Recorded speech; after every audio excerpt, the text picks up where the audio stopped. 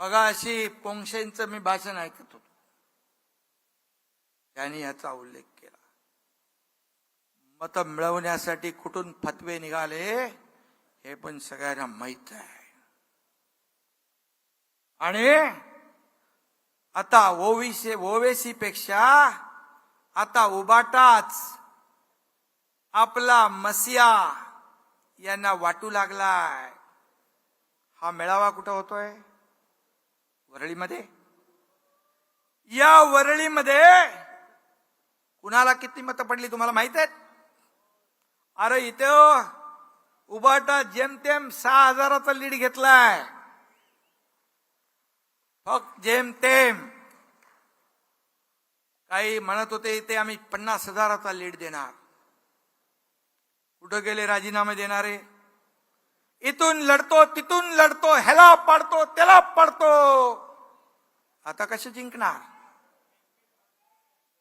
श्रीकांत शिंदे तर सोडा, नरेश मस्के म्हणाले मी महापालिकेत उभा राहतो, माझ्या समोर होते, म्हणजे खासदार व्हायच्या आधी. आता कसे जिंकणार? तुम्हाला भेंडी बाजार सारखा मतदारसंघ शोधावा लागेल.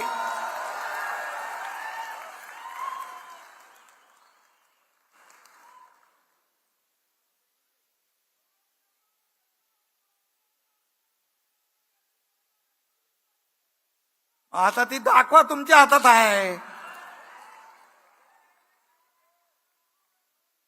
मतदारसंघात नाही पत आणि माझं नाव गणपत, अशी अवस्था झाली आहे. आणि त्यामुळे बाळासाहेब म्हणायचे हिंदूच हिंदूंचे शत्रू ठरतात.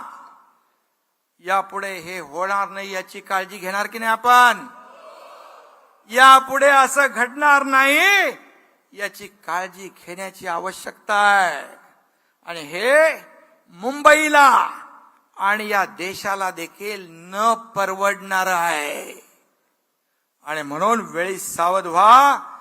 अल्पसंख्याक समाजाच्या विरोधामध्ये बाळासाहेब कधीच नव्हते, आम्ही नव्हतो.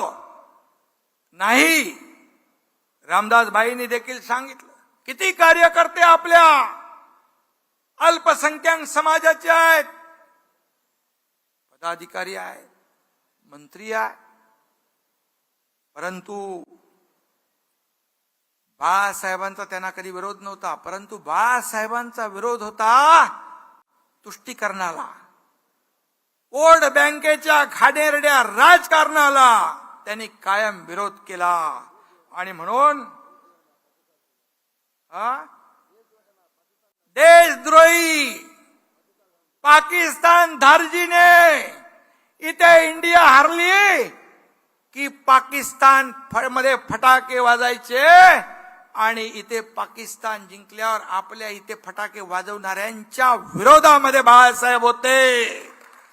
देशभक्त मुसलमानांच्या विरुद्ध बाळासाहेब कधीच नव्हते आणि आम्ही पण नाही.